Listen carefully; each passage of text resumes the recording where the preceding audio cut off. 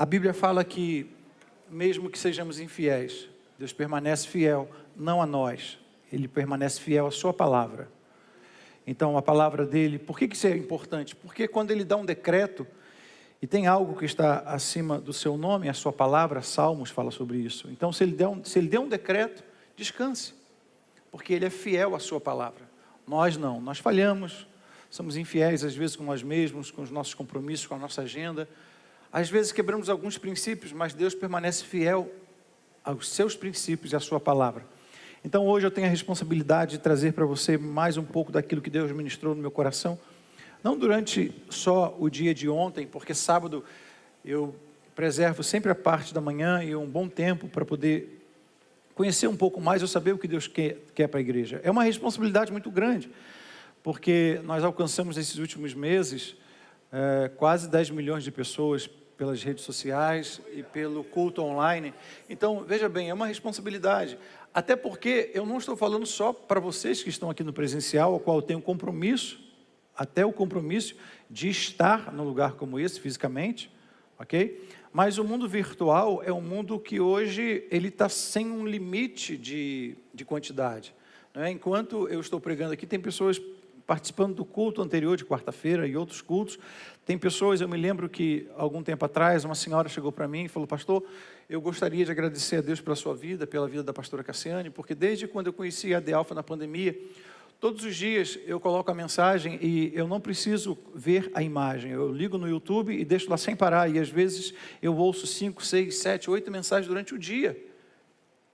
E tem me edificado, a minha alma está sendo lavada pela palavra. Então, hoje há um alcance muito grande para os fiéis, para os infiéis, para a sociedade que busca princípios, para a sociedade que não considera mais princípio, valores, mas é uma responsabilidade. Então, quando eu subo nesse, o que a gente chama de palco, e quando se transforma no altar, quando nós ofertamos, é exatamente isso, a responsabilidade de trazer para você uma palavra que não vai servir só para você. Antes dela servir para você, ela tem que servir para mim. Porque no momento que eu não preguei ainda, eu não estou pregado nela. Mas no momento que eu prego essa palavra, eu passo a estar pregado nessa palavra. Então, é uma responsabilidade, porque eu vou estar passando para você aquilo, não só o que eu quero, porque na maioria das vezes eu brigo com Deus, porque eu estudo, eu tento buscar conhecimento, tento trazer uma palavra diferenciada, talvez com mais profundidade, e às vezes já desci desse altar aqui, sabe, do altar, e já desci falando para Cassiane: olha, a palavra hoje foi tremenda, né? E não foi só para mim. E tem vezes que eu desci desse altar e, cabeça baixa, falei: Cassiane, hoje foi água com açúcar, mas de repente 15, 20, 30 pessoas aceitam a Jesus. Então não é como eu quero. Porque a igreja não é minha, a igreja é dele. O meu compromisso é preparar o esboço, porque a mensagem quem dá é ele. Não é?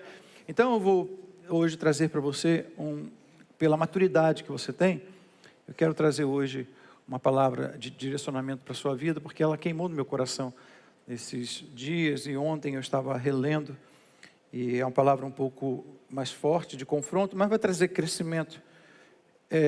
Mertiolate, alguém lembra? Não é chocolate não. É que tem palavra que é mercúrio, não servia para nada, irmão. Lá minha mãe guardava o mertiolate e o mercúrio. Às vezes eu trocava, porque os dois eram da mesma cor, só para poder passar mercúrio em mim, porque eu não sentia dor, mas não sarava nada.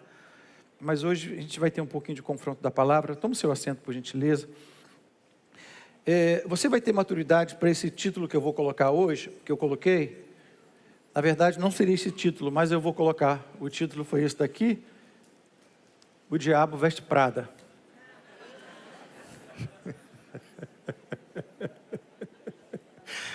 Ai, não pare de usar Prada. Esses dias eu dei uma bolsa da Prada para a Cassiane, a gente estava em viagem, e não é nada contra a marca, é só para dizer para você que o mal não se apresenta feio, e aí que está o perigo.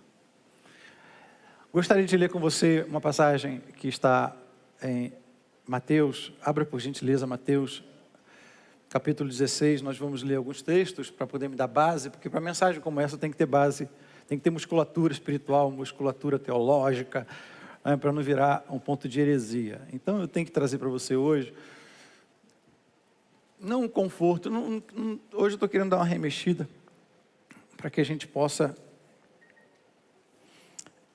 fazer com que a palavra nos confronte e que ela nos leia de forma bem eficaz, como ela sempre faz. Capítulo 16 de Mateus, a partir do verso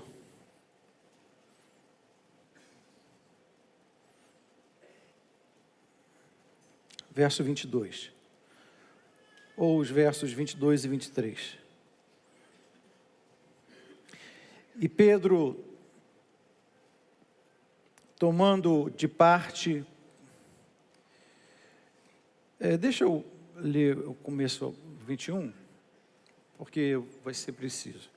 Desde então começou Jesus a mostrar aos seus discípulos que convinha ir a Jerusalém a padecer muitas coisas dos anciãos e dos principais sacerdotes e dos escribas, e ser morto e ressuscitar ao terceiro dia. E Pedro, tomando-o de parte, começou a repreendê-lo, dizendo: Senhor, tem compaixão de ti, de modo nenhum te acontecerá isso.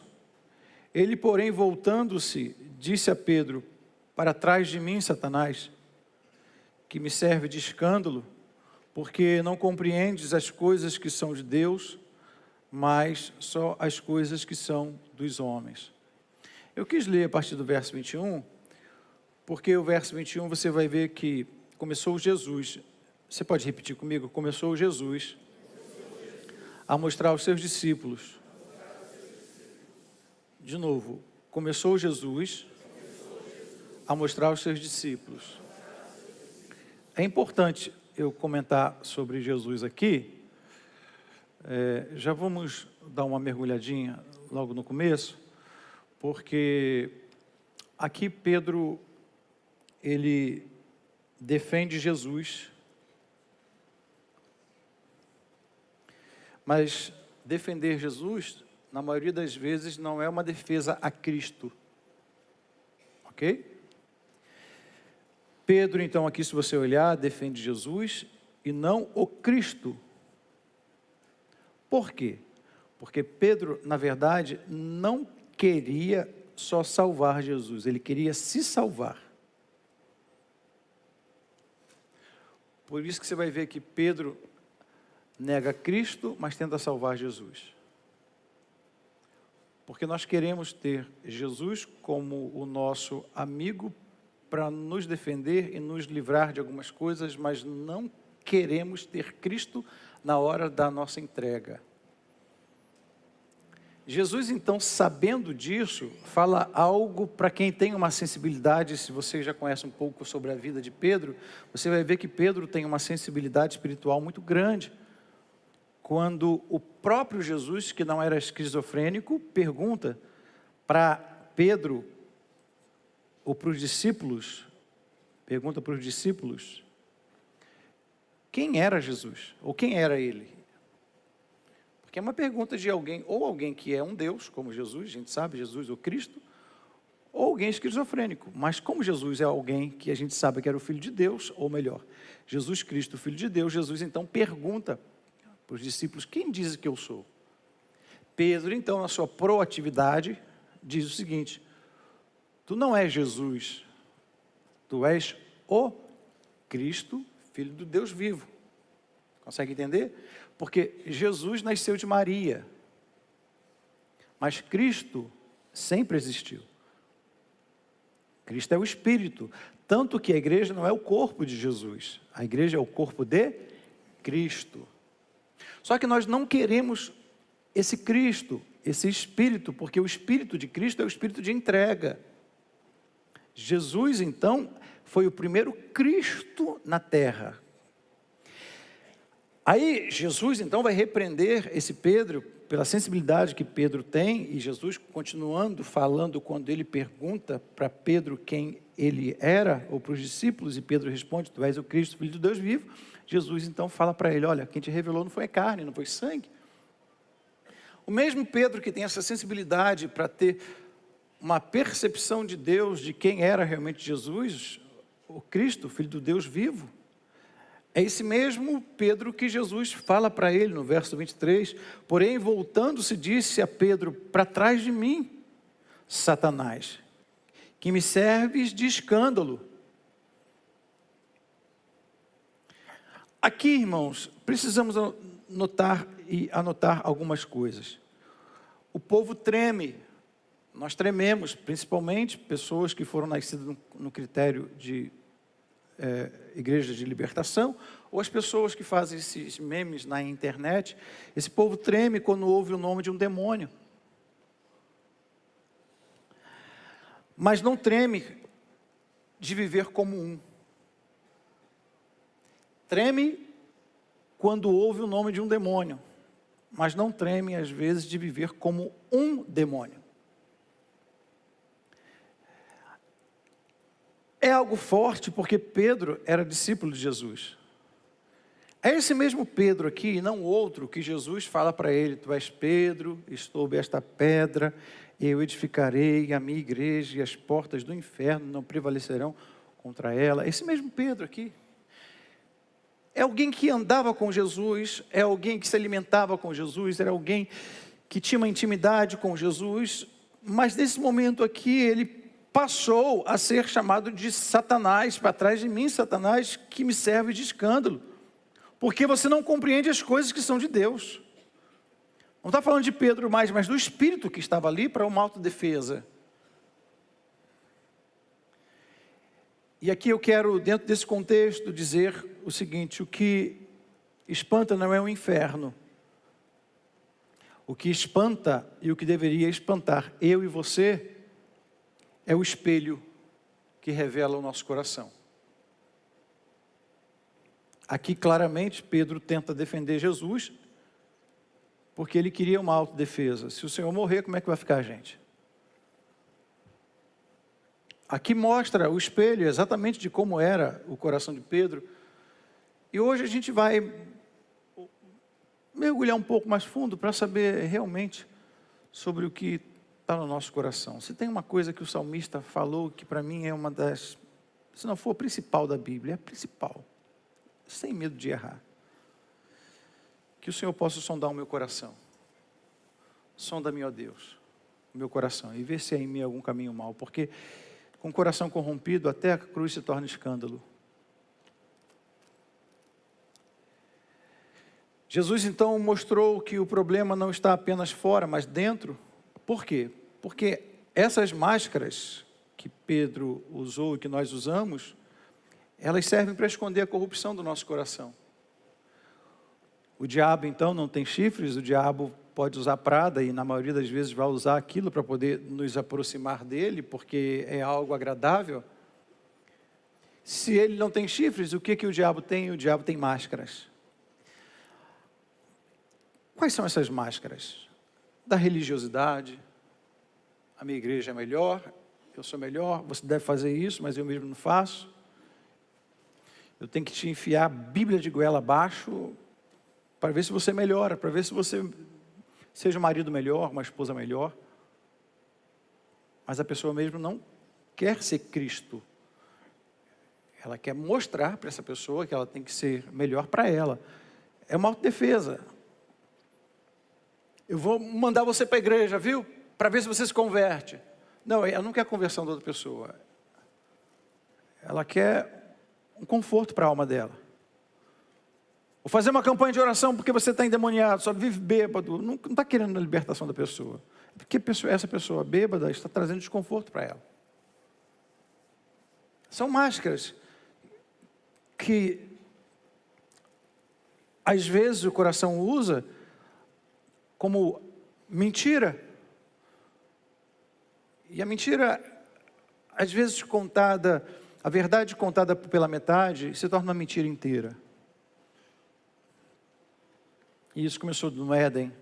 Deus nunca tinha falado com Eva. Deus tinha falado para Adão o que deveria ser feito. Foi deturpado o que Satanás falou, porque foi uma meia verdade. Outra máscara que o diabo usa, porque ele não usa chifre, ou chifres, além da religiosidade, da mentira, é o orgulho de não querer ouvir. Eu já sei tudo. Aqui tem um orgulho religioso que permeia e passeia dentro da igreja. Eu não posso te ouvir porque eu hoje falei com Deus. Hoje eu ouvi Deus. Eu não posso te ouvir porque eu sou pastor. Eu não posso te ouvir porque eu sou um líder. Eu não posso te ouvir porque eu sei mais Bíblia do que você. Quem é você para poder... O orgulho que, às vezes, nos escondemos numa falsa religiosidade. Outra máscara é a manipulação. Olha, se você não devolver o dízimo, o diabo vai lá e vai destruir a sua vida. Estou manipulando, isso não é um pastor, isso é um feiticeiro. Se você não fizer desse jeito, Satanás vai lá e vai te roubar. Não tem que fazer nada pelo medo. Eu tenho que fazer pelo meu conhecimento, pelo meu amor a Deus. Máscara da manipulação é o que as pessoas usam para poder adquirir aquilo que elas querem e usa o nome de Deus para poder fazer isso. Outra máscara é a autoproteção. Você vai ver Pedro falando exatamente isso. Não, tem compaixão de ti, porque tendo compaixão de ti, eu estou junto com você. Se você se livrar e pedir a Deus para se livrar, estamos juntos. Pedro não queria ser entregue. Pedro queria estar ali o tempo todo com Jesus. Está numa boa, vamos... Não mexe com isso não, irmão. Sabe aquele... É mais ou menos assim, ó. Autoproteção é mais ou menos assim.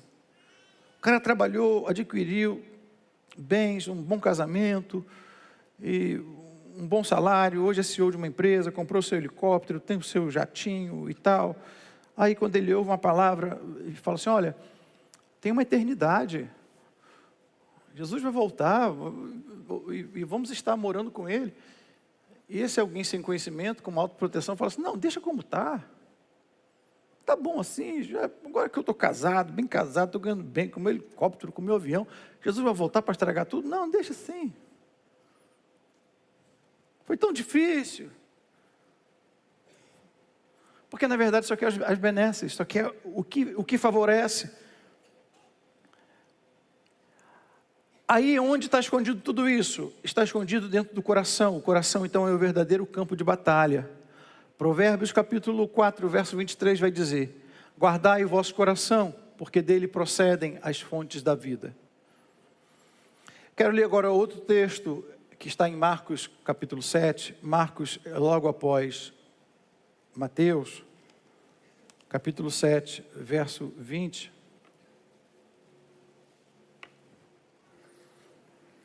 Vamos repetir comigo? Diga assim, ó. Mateus, Marcos, Lucas e João. Vamos até Atos, ok? Vamos lá. Mateus, Marcos, Lucas, João. Fala para o seu irmão, vamos até Atos. Diga para ele, porque Atos não terminou. É Atos dos Apóstolos. Então, se você é apóstolo, seus atos estão sendo escritos até hoje. Amém? Marcos capítulo 7, versos do 20 ao 23. E dizia, o que sai do homem, isto é o que contamina o homem. Porque de dentro do coração dos homens saem os maus pensamentos, os adultérios, as prostituições, os homicídios, os furtos, a avareza, as maldades, o engano, a dissolução, a inveja, a blasfêmia, a soberba, a loucura. Todos esses males procedem de dentro e contaminam o homem.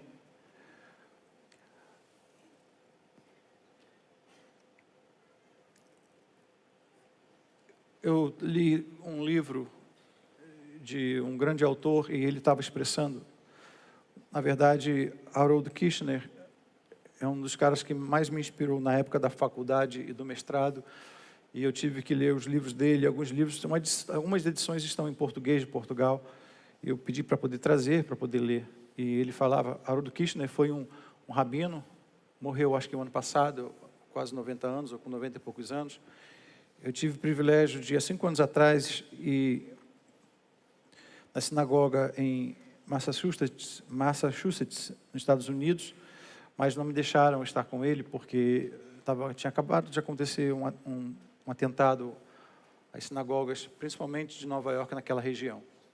E ele vai falar o seguinte, que uma vez perguntaram para ele estava palestrando e perguntaram para ele o porquê que Deus não acabara logo com o diabo, não terminaria logo o mal do mundo, acabando com o diabo. E a resposta foi, o mal não vem do coração do diabo. O mal vem do coração do homem. Ninguém faz faculdade para poder fazer o mal. O mal já é uma evidência da nossa queda. E Jesus então vai dizer exatamente isso. E dizia, Jesus que está dizendo isso em Marcos capítulo 7, a partir do verso 20, dizia, o que sai do homem, isso contamina o homem. Porque do interior do coração dos homens saem os maus pensamentos, os adultérios, as fornicações, os homicídios, os furtos, a avareza, as maldades, o engano, a dissolução, a inveja, a blasfêmia, a soberba, a loucura. Todos esses males procedem de dentro e contaminam o homem. O que Jesus está fazendo aqui? Ele está confrontando, ele está dizendo o que sai, o que contamina não é o que entra, o que contamina é aquilo que sai do homem. Ou seja, Jesus confronta dizendo, do interior do coração é que vem os males, é que vem os maiores problemas do homem. Jesus não falou dos monstros externos, Jesus não falou das dívidas, Jesus não falou dos problemas externos, Jesus não falou nem do diabo, Jesus falou sobre as intenções internas, sobre aquilo que permeia o nosso coração. E aqui eu separei algumas brechas espirituais que nós damos, a porta das brechas espirituais. E eu vou ler para você alguns textos aqui, e vou pedir para que você também leia comigo. Eu acredito que eu esteja num compasso bom para que você possa estar me acompanhando. Quando Paulo diz que não deis lugar ao diabo, está falando de território espiritual, ele está falando de espaço emocional, ele está falando de autoridade concedida pela nossa ignorância ou pela nossa rebeldia. Repita para mim essas duas últimas palavras. Pela ignorância e pela rebeldia. Ele está falando sobre o espaço emocional. Por exemplo, a Bíblia vai dizer que o diabo está ao nosso derredor, porque ao nosso redor estão os anjos do Senhor. Sim ou não? Diga para quem está do seu lado, o diabo está ao seu derredor. Não, confirme-se para ele, porque pelo que eu ouvi, parece que ele tem dúvida ainda. Então confirme-se para ele, diga assim, o diabo está ao seu derredor. Diga, porque ao seu redor estão os anjos do Senhor. Então, quando a Bíblia fala que o diabo está ao nosso derredor, ele vai emitir um som. Um som, ele ruge como leão, tentando nos tragar. Porque você está num território protegido pelos anjos do Senhor. Você lembra do cenário de Salmo 91? 11.000, não é, agora eu profetizo para você, 11.000 não cairão ao seu lado. 11.000 já caíram do seu lado e você permaneceu de pé. Deixa eu falar de novo, estou achando que esse lado aqui está mais espiritual do que vocês. A Bíblia fala que 1.000 cairão, mas eu vou colocar agora no passado. 1.000, 10.000, 11.000 caíram do seu lado e você não foi atingido. Amém? Vamos lá agora, só para retaliação, esse lado aqui. 11.000 demônios tentaram te tragar, você ficou de pé, porque a mão do Senhor estivera contigo. Você pode aplaudir o nome do Senhor Jesus?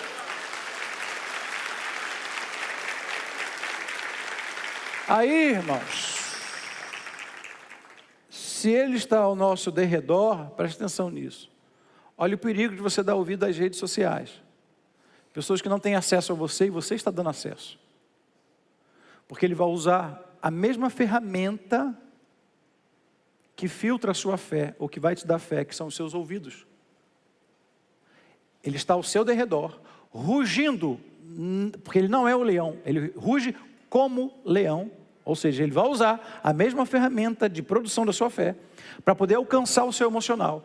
Já que eu estou no território protegido pelo Senhor, porque no meu lado estão os anjos do Senhor. O que eu faço? Eu saio de mim mesmo e vou discutir com pessoas lá nas redes sociais. Sabe o que o diabo fez? No território do mesmo, alcançou o seu emocional.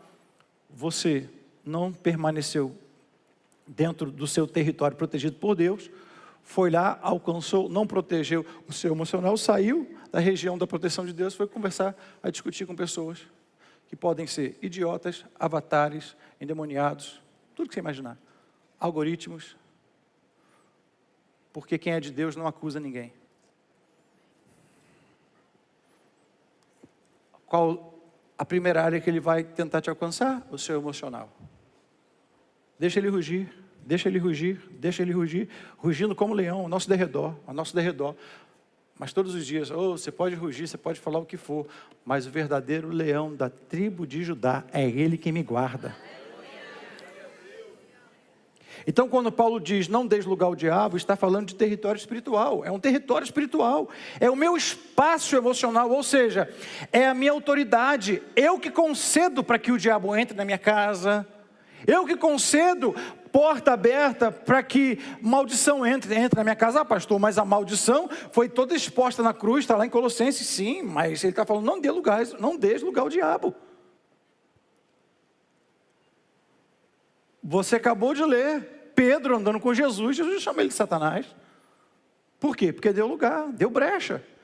E não se engane, quem tem muita sensibilidade espiritual para falar com Deus, também tem muita sensibilidade espiritual para poder ser usado pelo diabo. Deixa eu falar de novo. Eu sou alguém muito usado por Deus, cuidado, que a sensibilidade espiritual, você der uma brecha, andando com Jesus, do lado de Jesus, para uma autoproteção, pode ser usado pelo diabo. Bota a mão no seu coração e fala assim, Senhor, guarde a minha vida, mas guarde a minha boca também. Então o inimigo não pode entrar sem autorização. Diga para o seu irmão aí, diga para ele que está um pouquinho ainda em dúvida, diga assim, o inimigo não pode entrar sem a sua autorização. Diga assim para ele, porque o diabo não invade. Ele ocupa o lugar que lhe é concedido. Vamos ver agora as portas? Vamos ler agora Gálatas. Pega a sua Bíblia. Eu preciso dar respaldo bíblico.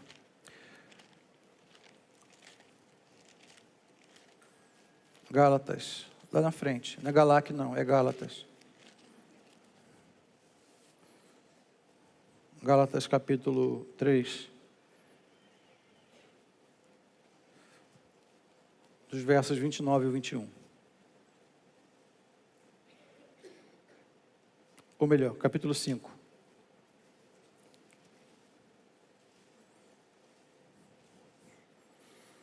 Gálatas 5, do 19 ao 21. As obras da natureza pecadora são bem conhecidas. Vou ler agora numa versão contextualizada, tá? Eu deveria ler assim para você, porque as obras da carne são manifestas, as quais são, ok? Isso você já está aí. Algumas pessoas, a maioria tem essa versão, mas eu vou ler uma versão contextualizada para um entendimento melhor. As obras da natureza pecadora são bem conhecidas.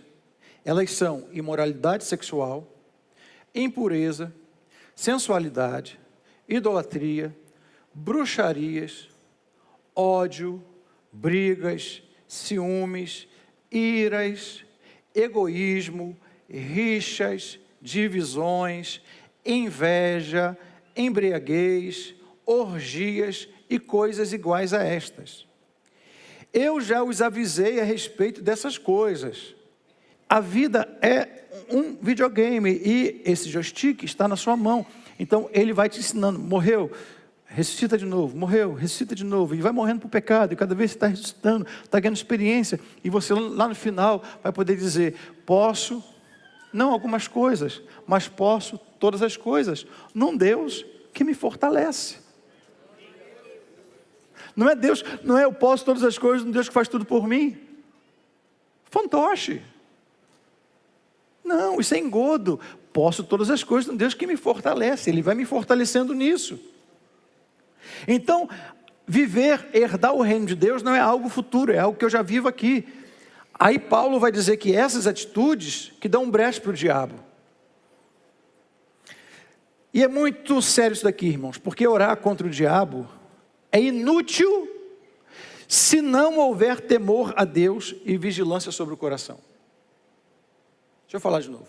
Orar contra o diabo é inútil se não houver temor a Deus e vigilância sobre o coração. Se eu não vigiar meu coração o tempo todo, ele vai se instalar nas brechas. E cada área sem vigilância se torna uma porta. Por isso Paulo vai ensinar, Efésios 6:11, não precisa abrir, ele vai ensinar: revesti-vos de toda a armadura de Deus, para que possais estar firmes contra as astutas ciladas do diabo. Aí ele vai dar algumas máscaras do mal. Vou pedir para que você volte agora para a segunda carta de Paulo aos Coríntios, capítulo 11, versos 14 e 15. Algumas máscaras do mal.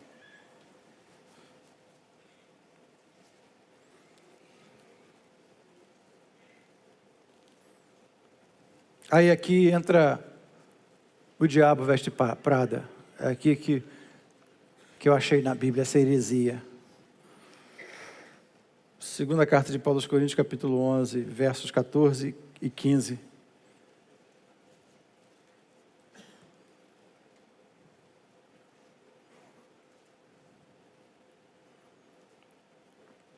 E não é de admirar, ou não é maravilha. E não é maravilha, porque o próprio Satanás se transfigura em anjos de luz. Não é muito, pois, que os seus ministros se transfigurem em ministros da justiça, a fim dos quais será conforme as suas obras. Em outra versão está assim, não é de admirar, porque o próprio Satanás se transforma em anjo de luz. E pode até andar do lado de Jesus, ou usar Pedro. Não é muito, pois, que os seus próprios ministros se transformem em ministros de justiça, e o fim deles será conforme as suas obras. Ou seja, Satanás se transfigura em anjo de luz, e o mal não aparece como mal, mas como algo bom e justificável. Eu vou lembrar para você, antigamente tinha um negócio na televisão que a gente chamava de novela. Cassini proibia. Pessoas que trabalhavam lá em casa não podiam ver novela, qualquer tipo de coisa. Até que a Record passou a passar Vida de Davi, esse negócio e tal. Mas eu me lembro que uma menina que cuidou dos nossos filhos, no quarto de hóspede que ela ficava, a gente encontrou ela chorando em casa. Chegamos da igreja, levamos um susto, Cassini levou um susto. Por que você está chorando? Aconteceu alguma coisa com o Caio, o Josh, com a Jay? Eu falei, não, eu não posso falar. Fala! E Cassini, nervosa. Cadê os filhos? Nós fomos no quarto, os filhos estavam bem, no quarto da Jay, no quarto do Caio e do Josh. O que foi? Não. É que o bandido da novela, ele era tão bom e ele morreu. O mal se justificando. Ele vai persuadindo. Ele vai massageando o ego. É errado o que a pessoa faz, mas é uma pessoa tão boa. Quebra princípios, mas é tão bonzinho. Mas olha, é uma pessoa que viola valores e princípios. Mas é rico, né? A gente tolera. É isso que Paulo está dizendo. Satanás se disfarça de anjo de luz. E nós, na maioria das vezes, fazemos o mesmo. E eu quero ir já para o finalzinho, abordando para você hoje quais são as máscaras modernas que nós usamos, mesmo andando com Jesus. Isso vai hoje revelar um pouquinho o nosso coração. Me ajude aí, Richard.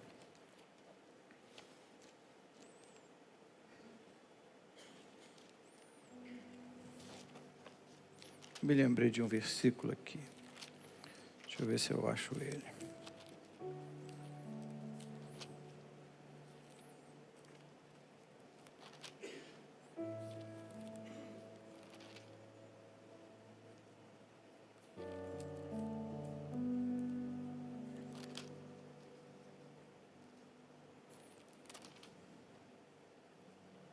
Abra sua Bíblia em Salmos 139.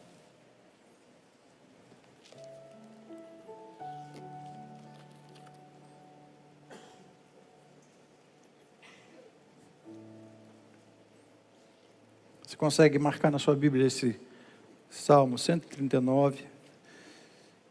Eu quero pedir para que você marque os versículos 23 e 24. Você vai marcar, colocar isso como descanso de tela, você vai colocar isso como prioridade no seu celular, descanso no computador. Vai ser o seu versículo dos próximos dias. Eu não sei até quando, mas Salmos 139, versos 23 e 24, diz o seguinte: sonda-me, ó Deus, e conhece o meu coração,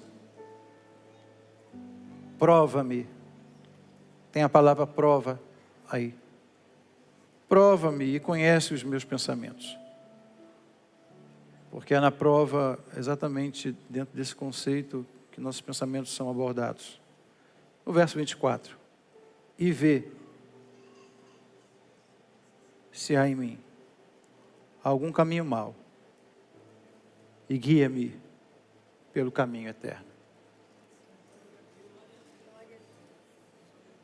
Pode repetir comigo? Ou melhor, repita após mim. Sonda-me, ó Deus. Não, agora eu vou pedir para que você faça isso como uma oração. Porque nós vamos entrar agora numa área aqui, eu já estou indo para o final, mas eu gostaria que você fizesse isso como oração. Então eu vou pedir para que você, se você puder colocar a mão no seu coração, curvar sua cabeça, fechar seus olhos. Eu só repito o que eu vou pedir para que você repita. Eu vou pedir para que você fale após mim, como uma oração. Não precisa ser alto, vai ser para você. Só repita: sonda-me, ó Deus, e conhece o meu coração. Prova-me e conhece os meus pensamentos. E vê se há em mim algum caminho mau. E guia-me pelo caminho eterno.